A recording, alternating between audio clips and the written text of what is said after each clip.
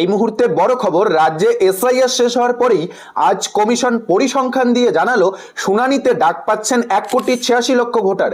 এই 1,86,00,000 ভোটার কারা? যারা আত্মীয়ের তথ্য দিয়ে এসআইআর এর ফর্মটি ফিল আপ করেছেন, অর্থাৎ যাদের নিজের নাম 2002 সালের ভোটার তালিকাতে ছিল না, বাবা মা বা ঠাকুরদা ঠাকুমার তথ্য দিয়ে এসআইআর এর ফর্মটি ফিল আপ করেছেন, এরকম 5 ধরনের ভোটারদের চিহ্নিত করেছে কমিশন।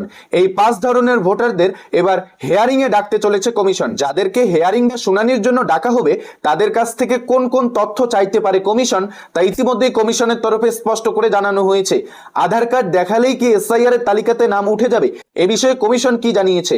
1,86,00,000 ভোটারের মধ্যে 5 ধরনের ভোটারকে যে চিহ্নিত করা হয়েছে, কোন 5 ধরনের ভোটারদের কথা বলা হয়েছে, সমস্ত আপডেট কিন্তু জানতে পারবেন। আপনাকেও কি হেয়ারিং এ যেতে হবে? সমস্ত আপডেট জানতে ভিডিওটি সম্পূর্ণ কন্টিনিউ করুন। ভিডিওটি শুরু করার পূর্বে একটি ছোট্ট রিকোয়েস্ট, যারা চ্যানেলে নতুন চ্যানেলটিকে সাবস্ক্রাইব করে রাখবেন, আর ফেসবুক পেজ থেকে ভিডিওটি দেখে থাকলে পেজটিকে ফলো দিয়ে রাখবেন। সরাসরি অন স্ক্রিন দেখুন, ইনুমারেশন পর্ব শেষ হয়েছে। এখন অপেক্ষা 16 ডিসেম্বরের। ওই দিন প্রকাশিত হবে খসড়া ভোটার তালিকা, তারপরেই শুরু হবে শুনানি পর্ব। আর রাজ্য জুড়ে প্রায় 1,86,00,000 ভোটার শুনানির ডাক পেতে চলেছেন। শুক্রবার কমিশনের তরফে এমনই তথ্য মিলেছে। এই বিপুল সংখ্যক ভোটারের শুনানির জন্যই এখন জেলায় জেলায় প্রস্তুতি তুঙ্গে। বৃহস্পতিবার ইনুমারেশন পর্ব শেষ হওয়ার পর রাজ্য জুড়ে ডিজিটাইজ ফর্মের চুলচেরা বিশ্লেষণে উঠে এসেছে চাঞ্চল্যকর তথ্য। 2002 সালের তালিকায় নাম না থাকলেও আত্মীয়ের নাম উল্লেখ করে ফর্ম পূরণ করেছেন। রাজ্যে এমন ভোটারের সংখ্যা 3,83,76,231। আর এর মধ্যে কমিশনের সন্দেহের তালিকায় রয়েছেন মোট 1,67,45,911 জন। কমিশনের চোখে এই সমস্ত সন্দেহভাজন ভোটারকে শুনানিতে ডাকা হবে বলে খবর। এছাড়াও নো ম্যাপেট অর্থাৎ ইনুমারেশন ফর্মের নিচের ডান দিক বা বাম দিকের কোনো অংশই পূরণ করেননি এমন ভোটারের সংখ্যা 30,56,628। এমনিতে এই নো ম্যাপ ভোটারদের শুনানিতে উপস্থিত হয়ে নির্ধারিত 11টি নথির একটি দেখানো বাধ্যতামূলক ছিল। অর্থাৎ যাদের নিজের এবং বাবা মায়ের কারোরই নাম নেই 2002 সালের ভোটার তালিকাতে, তাদের ক্ষেত্রে কমিশনের নির্ধারিত করে দেওয়া 11টি ডকুমেন্টের মধ্যে যে কোনো একটি দাখিল করা বাধ্যতামূলক ছিল। সেই সঙ্গে শুনানির তালিকায় যুক্ত হলো সন্দেহজনক ভোটাররা। এবার সন্দেহজনক ভোটারদেরও কিন্তু যে কোনো একটি নথি দাখিল করতে হবে। অর্থাৎ সব মিলিয়ে এবার 1,86,00,000 ভোটার শুনানির জন্য ডাক পেতে চলেছেন বলে খবর। এর আগে 4 ডিসেম্বরের মধ্যে ইনুমারেশন পর্ব শেষের নির্দেশিকা জারি করেছিল কমিশন। তারপর সময়সীমা 7 দিন বৃদ্ধি করা হয়।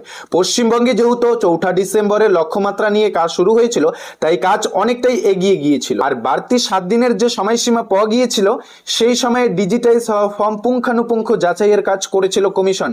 আর যাচাইয়ের পর সন্দেহজনক ভোটারদের একাধিক ভাগে ভাগ করেছে কমিশন। এই ভোটারদের মধ্যে রয়েছে 1, বাবার নামে ত্রুটি, বাবার নামে ভুল রয়েছে 2, বহু ভোটারের বাবা মায়ের নাম 1, 3 নম্বরে বলা রয়েছে একই পিতার 6-এর বেশি সন্তান ভোটার, 4 নম্বরে বলা রয়েছে 15 বছরেরও কম বয়সে বাবা মা হয়েছে, 5 নম্বরে বলা রয়েছে 40 বছরের কম বয়সে ঠাকুরদা ঠাকুমা হয়েছে। এরা প্রত্যেককেই শুনানিতে ডাক পাবেন। তো বুঝতেই পারছেন, সঙ্গে যাদের নাম নো ম্যাপিং তালিকায় ঢুকে গিয়েছে তাদেরও ডাকা হবে হেয়ারিং এ। 2 মাসের মধ্যে প্রায় 2 কোটি ভোটারের শুনানি সঠিকভাবে হবে কিনা সে নিয়ে ইতিমধ্যেই রাজনৈতিক মহল সংশয় প্রকাশ করেছে। এই বিপুল সংখ্যক ভোটারের শুনানির জন্য শীঘ্রই জায়গা নির্ধারণ করতে প্রতিটি জেলাকে নির্দেশ পাঠিয়েছে কমিশন। জানা গিয়েছে প্রতিটি জেলায় জেলা শাসকের কার্যালয়, মহকুমা শাসকের অফিস, ব্লক বা বিডিও অফিসের পাশাপাশি অন্যান্য সরকারি অফিসেও শুনানির কাজ করা হবে। সেই মতো ব্যবস্থা সেরে ফেলতে নির্দেশ দিয়েছে কমিশন। তোড়জোড় শুরু হয়েছে ক্যামেরা নজরদারির। বিশেষ ব্যবস্থা নেওয়া হচ্ছে প্রবীণ নাগরিক ও বিশেষভাবে সক্ষম ভোটারদের জন্য।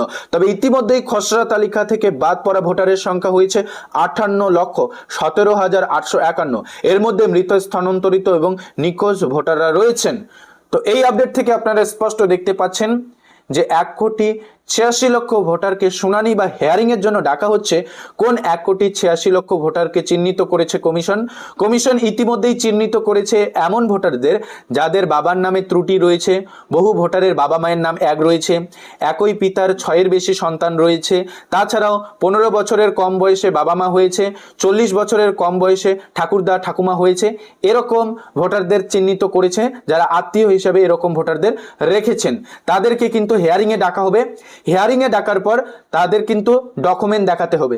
কমিশনের নির্ধারিত করে দেওয়া 11টি ডকুমেন্টের মধ্যে যে কোনো একটি ডকুমেন্ট দেখাতে হবে। তাছাড়াও যাদেরকে হিয়ারিং বা শুনানিতে ডাকবে তাদের কাছ থেকে কোন তথ্য চাইতে পারে কমিশন? শুধু আধার কার্ড নিয়ে গেলেই কি হবে? তো দেখুন, শুধু আধার কার্ড দেখালেই এসআইআর এর তালিকাতে নাম উঠবে না।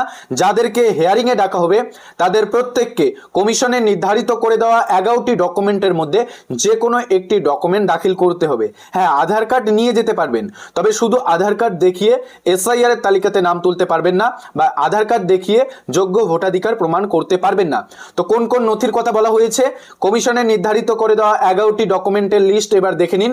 খসড়া ভোটার তালিকায় নাম নেই, হিয়ারিং এ আধার ছাড়া এই 11টি নথির একটি লাগবেই। মিস করবেন না, এখনই দেখে নিন কোন 11টি ডকুমেন্টের কথা বলা হয়েছে। স্ক্রিন দেখুন, এই ব্যানারটিতেই কমিশনের নির্ধারিত করে দেওয়া 11টি ডকুমেন্টের লিস্টেই দেওয়া রয়েছে। 1 নম্বরে দেখুন, 1 জুলাই 1987 আগের ব্যাংক, পোস্ট অফিস, এলআইসি নথি, স্থানীয় প্রশাসন সার্টিফিকেট। 2 নম্বরে বলা রয়েছে কেন্দ্র বা রাজ্য সরকারি কর্মী হলে চাকরির নথি, অবসরপ্রাপ্তদের পেনশনের নথি থাকলেই হয়ে যাবে। পরে দেখুন জন্মের শংসাপত্র। আপনার কাছে যদি আপনার জন্ম সার্টিফিকেট থাকে তাহলে তো কোনো কথাই নেই, জন্ম সার্টিফিকেট দেখালেই এসআইআর এর তালিকাতে আপনার নাম উঠে যাবে। পরের ডকুমেন্টে দেখুন পাসপোর্ট, আপনার কাছে পাসপোর্ট থাকলেও হয়ে যাবে। তারপরে দেখুন মাধ্যমিক সহ শিক্ষাগত যোগ্যতার নথি। তারপরে দেখুন রাজ্য সরকারের অধীনস্থ সংস্থার যদি আপনি কোনো বাড়ি পেয়ে থাকেন, তার যদি কোনো সার্টিফিকেট থাকে তাও দেখাতে পারবেন। তারপরে ডকুমেন্টে দেখুন সরকারের দেওয়া জমির শংসাপত্র। তারপরে দেখুন স্থানীয় প্রশাসনের দেওয়া ফ্যামিলি রেজিস্টার। তারপর দেখুন ফরেস্ট রাইট সার্টিফিকেট। তারপর দেখুন জাতিগত শংসাপত্র। অসমের নাগরিকদের ক্ষেত্রে জাতীয় নাগরিক পঞ্জি। এই ডকুমেন্ট লিস্টের কথা বলা হয়েছে। যাদেরকে হিয়ারিং এ ডাকা হবে কমিশন তাদের কাছ থেকে এই 11টি নথির মধ্যে যে কোনো একটি দেখতে চাইবে।